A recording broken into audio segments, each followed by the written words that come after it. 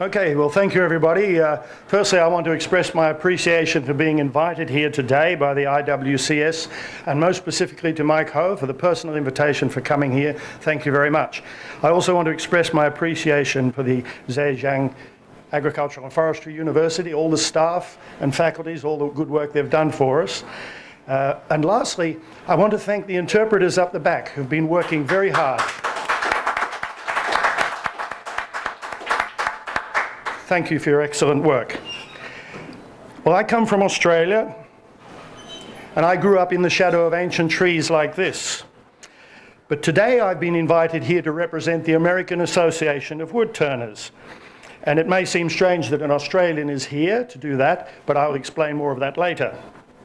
So for those of you who don't know, wood turning is the use of a machine called a lathe to spin a piece of wood and cut it while it is spinning. And here a bowl is being turned. Here a decorative object is being turned. While the wood is spinning, the tool is applied to the wood. The lathe has evolved over the centuries from a very simple wooden device to a sophisticated modern machine, but the process remains essentially the same. The wood spins and the tool cuts the wood. And this is the answer to your question. Yes, I'm a wood turner, and here I am turning a bowl. I demonstrate around the world, and I was doing this in Australia earlier this year. But in fact, wood turning is one of the most ancient crafts known to man. The earliest surviving turned object is a button, which is 4,000 years old. The earliest pictorial representation of turning is from an Egyptian tomb 2,320 years old.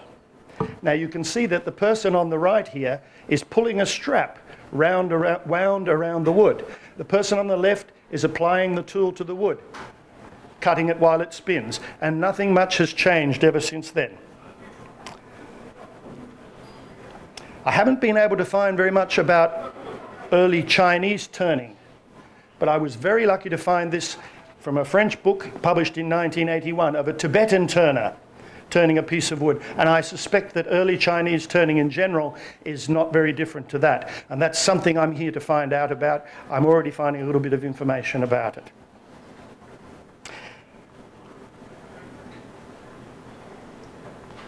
And the Tibetan turners used to make all sorts of functional objects. And here's one example. This is a milk container made in Tibet. It's a hollow vessel and browned with brass. It's a beautiful object as well as a functional object. That's from my personal collection. Most of the turners who were turning in Tibet powered their lathes with water. And this was very common in Asia. In Korea and in Japan, you will find that turning villages are often found in the mountains where they have the source of power from the water and the wood from the forest. But it was also the case in Europe. This is the early 20th century, and it's a Swiss turner turning a bowl using water power. Until the Industrial Revolution came to its close, hand power was very important. Here's a Moroccan lathe, a Moroccan turner using a bow lathe. Now this bow here in his right hand, the string is wrapped around the wood and he's rotating the bow backwards and forwards, reciprocating, and he's using his big toe to control the tool while he shapes the wood. And they still do it today. You can go into the markets in Morocco and they will turn you a chess set using these techniques. In Europe, hand power was also used. This great wheel was turned by this handle. One person spent all day turning the handle while the other person turned the wood on the other end of the lathe. Of course, this was gradually replaced by steam power, but then almost immediately by electric power. And that's where we get the modern lathe. So for much of European history, wood turning has been one of the most common trades. Archaeological evidence shows that simple products for daily use were produced by turners throughout Europe for more than 2,000 years, until the late 20th century. Here's an example from Britain. This medieval bowl, you can see here's the curve of the bowl, and this is the foot of the bowl. This is a typical medieval bowl. They were objects for daily use. Almost everybody ate out of wooden bowls for most of European history. And in fact, it's not very different to this contemporary bowl. There's the curve of the bowl, there's the foot. That was made in the late 20th century by an Australian turner named Richard Raffin. Nothing much has changed. Wood turning has always been a way of producing simple, inexpensive wares, and it's been found almost everywhere. But during the 1950s and 1960s, wood turning started to decline in many countries, largely because fashions changed and also because of the introduction of plastics, which were cheaper and quicker to produce than wooden wares. For example, a simple salt shaker that might have been made out of wood before 1960 was much more likely to be made out of plastic after that time. All across the Western world, turners were retiring and they were not replaced.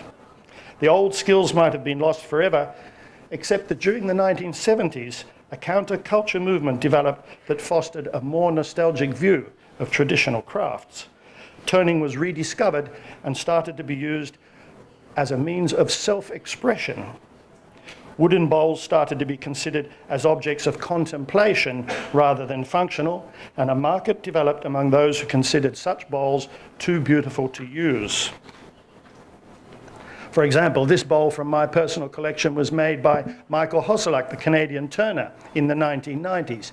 It's still a turn bowl, but the carved feet, the decorated exterior and the gilded interior make a strong statement.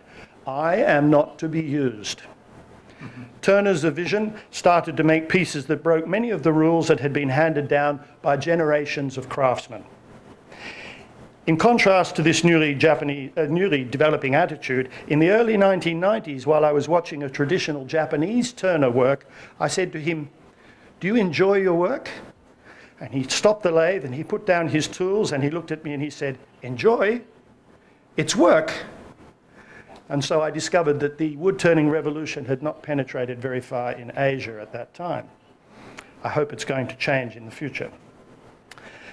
Many of the changes in the turning world originated in the United States. During the 1970s and 80s, the work of many American wood turners inspired turners around the world and changed the future of turning forever. Among the many pioneers was David Ellsworth, shown here in his workshop in the 1970s. Ellsworth introduced language and a philosophy that had never been heard before in relation to turning. He's still a highly respected gentleman today. Mike knows him, I know, and you can meet him if you come to the United States to any of the symposiums that the AAW runs. His hollow wooden vessels broke all the deeply held traditions of functionality that had defined turning for centuries, and he continues to be an inspiration. These vessels are pure in form, but they celebrate the material and its raw finish. In Ellsworth's words, they could be made of no other material. Other innovative turners, such as American Dale Nish, spoke of paying tribute to nature's designs and celebrating the faults and damage in wood. It had a lot to do with the appearance, the smell, the grain and texture of wood, and its links with the natural world. This was the exact opposite of how turners had viewed wood in the past, when it was valued for being just a predictable material. This is my own piece from the 1990s, and I was celebrating the nature of the tree. This is the outside of the tree here, and I left that as a natural reminder that that was once all we could see of the tree when it was still alive. The popularity of this robust kind of work doesn't mean that delicately finished work has not been done. Here's a superb piece by the Australian turner Vaughan Richmond, and the finish is incomparably beautiful. So as I said, turning was once valued because it was a way of quickly producing simple, inexpensive products. But in the late 20th century, this was reversed, and turning became valued for being complex, time-consuming, and expensive. Amateurs who did not have to generate an income were able to spend more time on a piece than professionals, and many started to produce work of a remarkably high quality. For the first time, amateurs started to outnumber professionals. A new symbiosis developed where hobbyists imitated or were even taught by their professional heroes. It created a wide market for lathes, woods and tools that is still a major economic driver of the wood-turning revival. And of course, much of the equipment used now in Western turning is made in China. So in a relatively short time, this humble craft has become a creative art form in its own right. I have some examples to show you of the extraordinary work that is being made. This box was made by German turner Hans Weisflog. It's only 2 pieces of wood, and each half is pierced on the lathe to allow the light through. So that's 2 solid pieces of wood. It's 100% turned on the lathe, and the skill to make that is extremely rare. All around the world, individual turners are pushing the creative boundaries of what can be done with wood and the lathe. Liam Flynn works in his small village in the west of Ireland to produce some of the most beautiful pieces in the field. This piece is one of my favourites. The wood is turned and then carved with delicate patterns and then blackened with vinegar and iron to remove any distraction from the wood grain. The turning is about 70% of the work, carving is about 30%. New Zealander Rolly Munro is one of the most creative of all wood artists, and he designs pieces that challenge preconceptions about what can be done with wood. In this vessel, he has carved the surface with beautiful patterns and made the rim into a sculpture itself. He has probably only spent about 10% of the time turning. The rest is carving.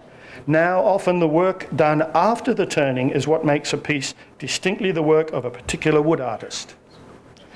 American wood turner Andy Wolfe might have stopped when she finished turning this bowl, and it wouldn't be very different to the bowls that have been made for thousands of years. But instead, she chose to carve and colour the surface in a kind of homage to the tree the wood came from, and probably only about 5% of the time was turning in this case. Often these artists are invited to participate in themed exhibitions. For example, the annual Professional Outreach Exhibition of the American Association of Woodturners. This piece by American Jacques Vessery was made for an exhibition on the theme of the teapot. And yes, it's made of wood. This piece was made by an Australian woodturner named, appropriately, Neil Turner.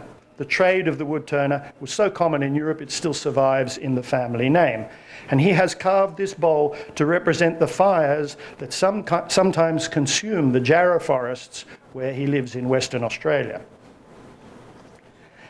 Many of these turners source their woods from local forests. Here is my friend French turner Marc Licourt with some of the logs he uses to produce his work. He cuts the logs into smaller pieces and turns the basic shape on the lathe. But after relatively little time turning, he then carves the piece to produce these amazingly delicate vessels.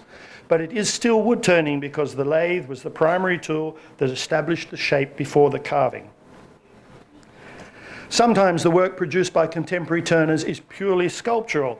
This piece by American turner Todd Hoyer is a good example. It's work that probably could only have been created by somebody who understood perfectly the potential of the lathe. Sometimes the wood is used from recycled trees that had to be cut down for other reasons. Wood turners are amongst the most efficient users of wood and can use almost every part of a tree. For example, this tree was cut down in my home city of Brisbane earlier this year because it was too large and it was damaging the building next to it, right in the middle of the city. So I obtained some pieces from this tree and I made that piece from it. And that piece is now on sale in a gallery in the United States. And I hope it sells for a nice price, because I like to think we add value to wood very well, possibly the highest end value adders of all, except perhaps musical instrument makers. Now, I've planted more trees in my life than I have ever cut down, and I'm often reminded that trees quickly grow. I took this photograph 3 years ago in a car park near my house, where this tree had self-seeded in the moss from a downpipe. And just in case, 2 days before I came to China, I went back and checked, and the tree is doing very well. It's still there. So trees will grow again if we give them a chance. I'd like to talk briefly about the international woodturning family. The new international woodturning family of woodturners is amazingly diverse. We travel the world and teach, as I was doing in Colorado just a few weeks ago. We hold symposiums. Here's the English turner Jimmy Clues demonstrating in Australia in March this year. At the same symposium, the New Zealand turner Soren Berger was demonstrating how to turn a lampshade. First he cuts the wood, then he hollows it using a light inside until it's so thin the light can shine through. He separates it from the lathe and it becomes a lampshade. At these symposiums, some people just want to watch and be impressed and learn. And here are some people at that symposium appreciating the work. Other people want to learn from the experts. This is Sharon Doty from Hawaii, and she's demonstrating pyrography, the art of burning wood, and she's teaching a class at the symposium. And here's somebody actually burning the wood in patterns they learnt from her. The most accomplished of these artists exhibit in major art galleries and at prestigious shows such as the enormous SOFA exhibition in Chicago. And I was part of this exhibition in Chicago 3 years ago. It was the largest exhibition of wood turning ever held in that very significant event, where there are sometimes as many as 2,000 galleries showing their work. So now you know that wood turning, contemporary wood turning, is a very international family, and that really explains why me, an Australian, why I am the representative of the American Association of Woodturners. The American Association of Woodturners is the largest wood turning body in the world. In fact, it's one of the largest craft organizations in the world. It has 14,000 members from 37 countries, so it's a very significant organization. And we feel it's the best body to represent what's happening in contemporary wood turning. Every year, up to 2,000 members of the AAW, oh, by the way, I'm proudly wearing my AAW t-shirt here today, 25th anniversary, 2 years ago. Every year, up to 2,000 members gather in different parts of the USA for the annual AAW Symposium, where I met Mike this year in San Jose, for example. It's the largest wood turning event in the world. And I'm now chair of a new initiative called Turners Without Borders, Tourneurs Sans Frontières. And the idea is that we will reach out to the turning world and try to bring everybody into this family. And so it's very, very good timing that I've been invited to this symposium. At the AAW, you can also see the Instant Gallery. It's the largest gallery in the world of wood turning or turned wood art, where all the members bring their own pieces and show them. Sometimes more than 1,000 pieces of wood art. It can take you a whole day to look at them, and here are the people looking at those. It also has the largest wood turning trade show in the world, where a lot of the machinery that's made in China is shown and explained, introduced and sold. Now, I'm really summing up here. I put this slide in this morning. I woke up at 4 o'clock this morning thinking about all the wooden houses we're going to see this week. And I thought I'd show you that I live in a 100-year-old wooden house in Australia. And it's a traditional Queenslander, the particular architecture of my region. And I'm very proud to live in this old house. It takes a lot of hard work to keep it in good condition. And I'm going to show you something that may surprise you. This is my wife and daughter, because I'm only able to do what I do because of my wonderful wife, who gets a check every month, which I never do, and because of my wonderful daughter, because she's the center of my universe. That's Yuriko, my wife, and Yome, my daughter. Yes, she has a Chinese name. Okay, now, if anybody has any questions about, particularly about the AAW, and if you might be interested in joining the AAW, please come and talk to me afterwards. Give me your card. I will write it on the back of your card and send it to the AAW, and they will send you an information package. So please feel free to come and talk to me. I'm going to leave you with this last image. This is my own hands turning a simple bowl, and I'm showing you this because after lunch I'll be demonstrating wood turning downstairs. And I hope to try and do some things that people enjoy. And if you are interested, please come and talk to me and watch what I'm doing.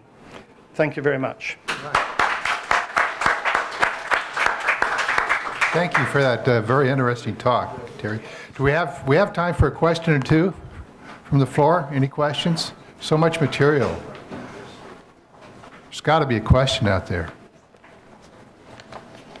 Early lunch, maybe. Any questions? They're getting hungry. Terry, how long have you been turning? I've been turning for about 30 years. I spent the first half of my life working in the theatre industry as a stage manager. I toured to more than 40 countries as a stage manager.